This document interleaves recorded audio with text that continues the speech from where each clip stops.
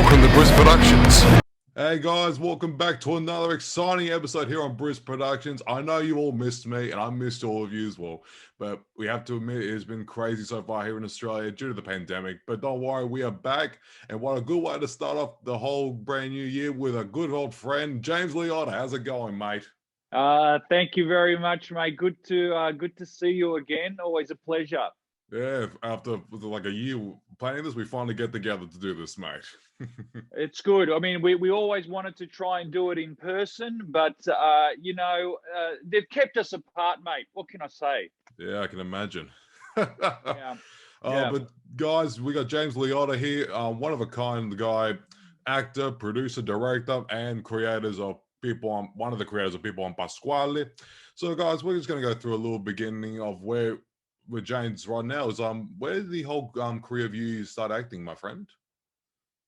I started performing when I was really young, as one of those child performers. True. And even as a youngster, probably around the age of 7 or 8, I had an agent then, as many kids do if you're into the creative arts, and parents, put you into an agency as well. So even as a kid in primary school and through high school, there were days where I actually had to take days off school to do professional work. And I don't know how it works now, but back then, mate, you had to get the principal's signature on paperwork to let you out of school. You had to have all this documentation, because otherwise you were actually a child working, earning money. So it wasn't as easy as just taking the day off and going to film a commercial or something like that. But it was exciting. It was good. So very young I started. Yeah. Yeah, I can imagine. Being starting doing acting as a kid as well. I did theater as a kid, but didn't have no agent at the time. I'm like, come on, you could have snuck me in, getting me an agent, starting commercials. But I was appreciative of what I got back then. It was just crazy. But mate, just tell me this though: is it true that your dad was also an actor as well, based in Melbourne, or what? Yeah, he was an actor. My dad, as you know, I'm from an Italian background, so my dad did a lot of Italian theatre here in Melbourne, he used to write and produce his own productions on stage for the Italian community, and I had a lot to do with them as well as a young kid and a teenager. And I went on to direct some of his productions as well, which I don't recommend. You don't work with animals and kids, and you don't work with your dad if he's ethnic and you're trying to direct him. Don't do it, mate. It's very bad. But he did a few bits and pieces on TV which used to pop up, but very Italian, Greek ethnic roles would come his way. Yeah, I'm surprised, mate. Look, he could have been called on the Führer if he had the chance, mate. He could have been the Italian Greek on the Führer. He could have been his mate. Yeah, exactly. Special for you, I got some beautiful pumpkins. Beautiful. You roast him, make him into soup. Beautiful. Yeah. But mate, you've actually, as you said, been doing this for a long time, from acting to producing, directing. You've had some memorable roles on television, from Thank God You're Here with Frank Liotta, and also starring with Rebel Wilson. And tell me, how are you enjoying your stay here in our city? Oh, we love Rome, the piazzas, the I love Rome too. Yeah. You also have done stand-up as well for the last, how many years right now? I've done stand-up. Look, it's been a good 15 years that I've done stand-up. I'll just correct you on one thing. Not Frank Liotta, because Liotta's my name. That's Frank Latito. Sorry, that's Latito. All right, but they're very... No, I get it all the time. It's very similar. So Frank Latito, who's gone on to do some wonderful things himself. Bending in the breeze, bend with me, sway with ease.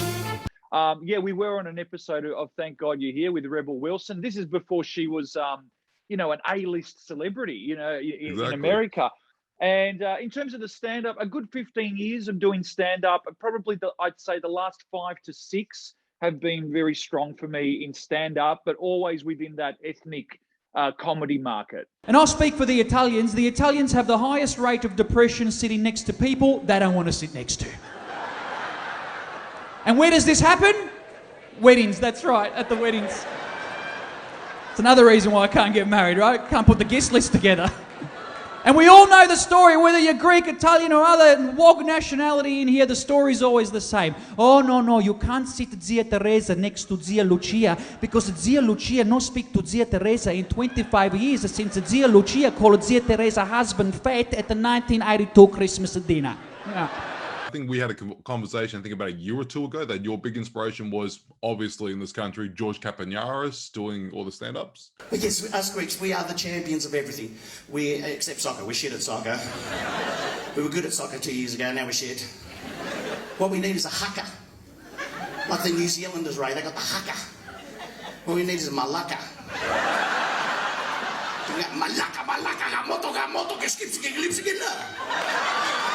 George is one of the many inspirations, that I've had. One of the people I look up to, alongside people like Joe Avardi, for example, which I do many shows with Joe.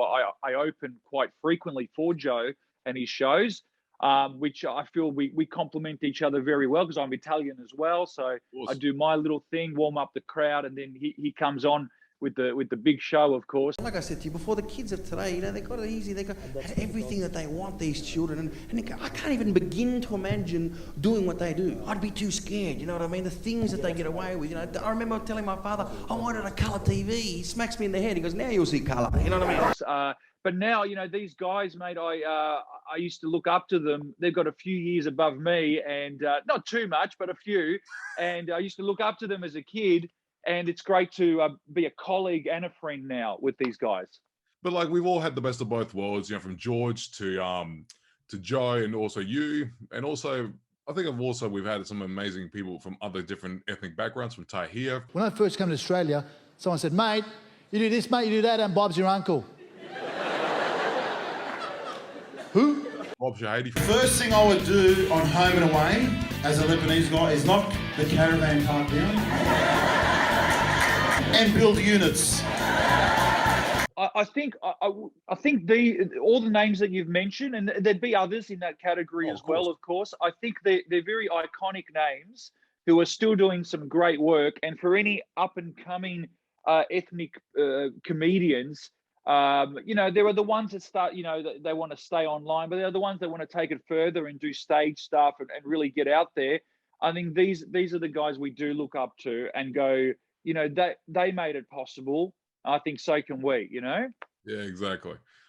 But mate, you've also have, as I mentioned, I think way back, that you actually have had some amazing television roles, but you actually you are in the returning of Fat Pizza back in business as Little Lino. Show it, but just wait. Welcome to another episode. Obviously, you can't say too much about the show and everything, but tell me, what can we expect from this new season?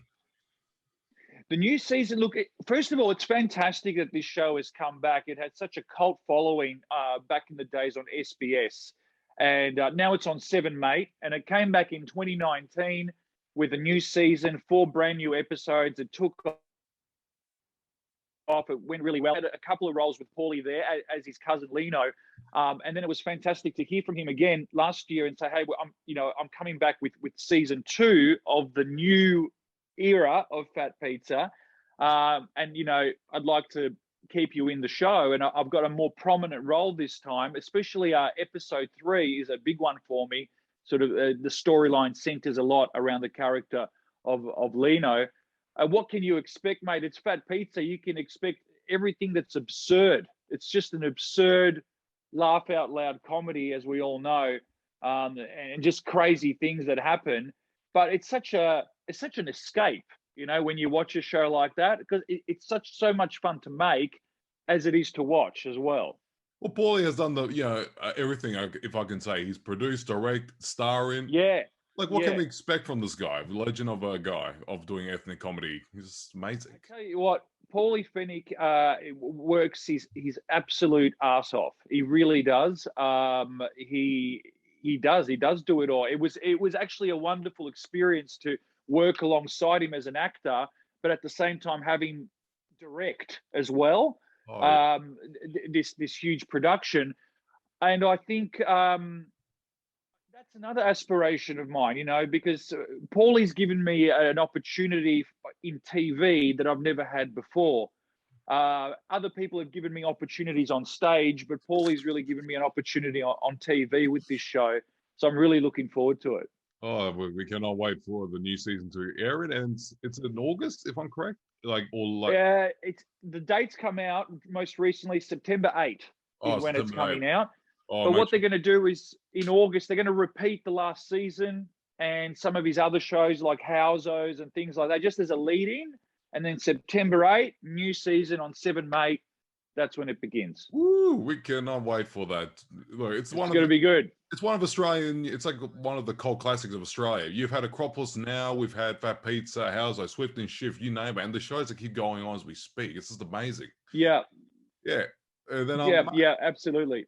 Yeah, but mate, before we and you also I forgot to mention you actually performed on Australia's Got Talent back in 2018, 2017 for stand up. When was it? Was the last one that went to air? So it was 2019. Yeah, 2019. 2019. It was midway through 2019 that I performed on it. But here's the thing, my parents gave me a name that they don't actually know how to say, right?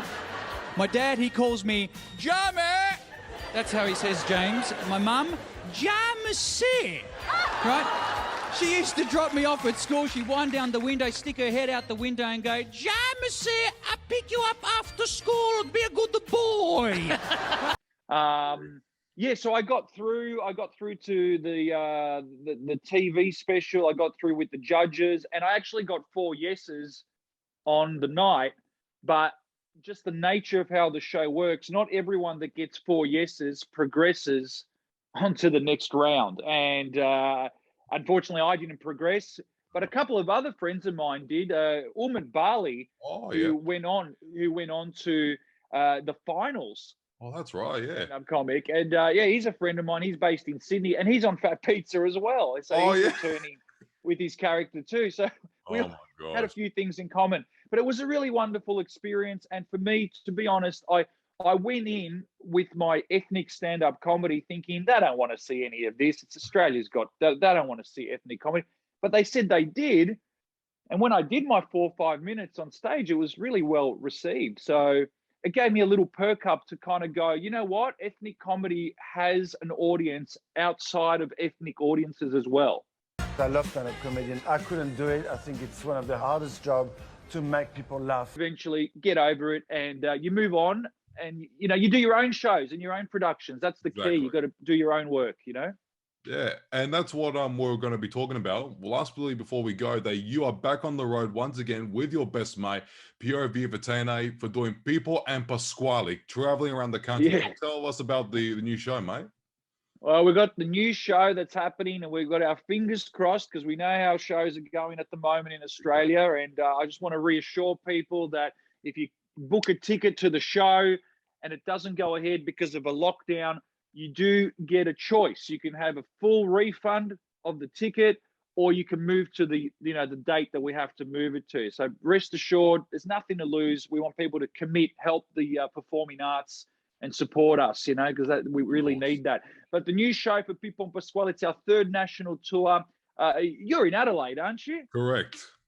We're coming to Adelaide, fingers crossed, October the 9th. And so the tickets are on sale now. Stand-up comedy, the People Pasquale characters, sketches. We also play their wives, the Marias. We can't go without playing the wives as well. Videos that we don't put online, that we only show during the show. Audience participation. It's a real big variety in a theatre scenario. The tickets are on sale at the peopleandpasquale.com.au website. Beautiful. And it's 8 o'clock at the Star Theatre here based in Adelaide, if I'm correct? Correct. In Adelaide, it's at the Star Theatre. It's a beautiful, cozy theatre. It's not one of these, you know, mega ones with 2,000 seats. We love those too. But we keep, you know, things are temperamental this year, so we tried to keep it a bit smaller. But it's a beautiful theatre. It's a great environment. October the 9th. October the 9th is when we're there. Yeah, October the 9th. We're doing a show. Where? In Adelaide. Adelaide! Adelaide. Oh, it's going to be a bigger one. Bigger one. I used to know a girl named Adelaide. Where's she from? Sydney. All right. Yeah. They always get it going. And I just want to Doesn't matter. Go to the website. And just like we want to like some people may asked us about the origins of this character, Pasquale and Maria. Where did the inspiration come from, if I can kindly ask? Well, mate, like all these, ethnic characters, these sort of, Italian, Greek, Lebanese characters that we create, we just pick the best of our dads, our nonnos, our uncles, our friends' nonnos, our friends' uncles. We just pick the best of them and just roll them all into our own version of this character, really. There's no kind of amazing story behind it, because all we're doing is we're just retelling characteristics of these kinds of people, and we're really paying tribute to it. We're not making fun. People think that we're making fun of it. No. It's fun, but it's not. We're paying tribute to it because we love it. We love these people. Exactly. And that's all. And they're so funny, and their personalities are just so funny, and that's why we're using them. Well, it's funny enough because we have to look forward. We have to look we're respectful to these people as well, because they're the people that brought us up. Made sure that absolutely every single day. Because what's the one thing that they always did, mate, to make us happy? They just gave us a friggin' plate of food. That's all they could do, and to make us happy, and make us laugh. That's it. That's it. Exactly. Listen, eat. Oh no, no, I can't. I cannot. What? You could always fit more in. You can always fit more in. Especially in the motherland. Beautiful.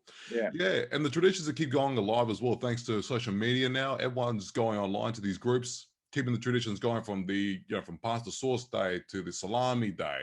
The pig, very important as well. And also for the Greeks, especially, the traditions will always keep going if we just keep it in and make us entertained. That's what is our purpose here for us here as ethnics. It's beautiful. Yeah, absolutely. I think if you complement the traditions with them being fun to do and entertaining, and the social media plays a big part of that by capturing real people doing it. It's one thing to perform it and make it into a comedy show, but social media captures real people with their real families still doing it at home. And that helps the next generation hopefully keep some of that. Because unfortunately, like it or not, we do lose a little bit of it as the generations pass. Yep. Well, they keep going, as we know. Like here in South Australia, for example, we have a big Italian community running Radio Italiana, Radio Italia Uno. Know them well. And even some of the Greeks as well, from the Colossus Rhodian Hall to the Messenian Society. These things have always been, everywhere you go, on every street, there's a Greek Italian restaurant that is just open and it's got 5 stars. It is just amazing. There is no end to Greek or Italian restaurants, that's for sure. Exactly. Well, look at Melbourne. Lygon Street, home of the Italians. Oakley, home of the Greeks. And just it's their own little Italy, a little Greece. That's all. To make them all be comfortable and have a good interaction with one another. Yeah, we have our pockets, and I think every nationality does. There's little pockets of Asian markets, for example. There's Lebanese areas. They're all there. You can find them. Beautiful. Oh, well, James, thank you so much for taking a minute of your time in Melbourne. I'm so sorry that you're stuck in lockdown once again. Lockdown number 6. That's all right, mate. I've been these. The face shield. Yeah, the face shield. Mate, look at these. Look how many I've got here. Jesus. Yeah, but you know what? You know why? Because I'm a good old wog. This is a recycle. It's good plastic, and the elastic here can be reused. Look at this bloody good elastic. Look at that.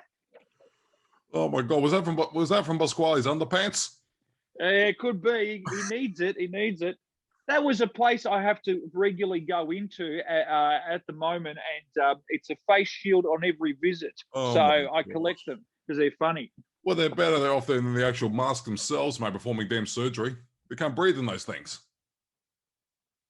I had to wear a mask and this together with the mask. I know. Goodness. Oh, well done. Crazy. That is just crazy. Well, thank you so much for taking your time. Thank you once again. If you guys are interested in going to see James Liotta and also people POV of Atene for people in Pasquale, go and get your tickets right now. Touring around the country. And I'll be getting my tickets, don't you worry. And let's have a fantastic of a night. Support these guys, support the arts, and let's all have a fantastic laugh, shall we? Well, James, thank you so much, mate. Until next time, guys, this is Briz Productions, and we are out. If you'd like to check more videos here on Briz Productions, why not check some of the videos that are currently right here, right now? Don't forget to subscribe, like, and share the videos with any of your mates in particular. I'm Briz, and see you next time.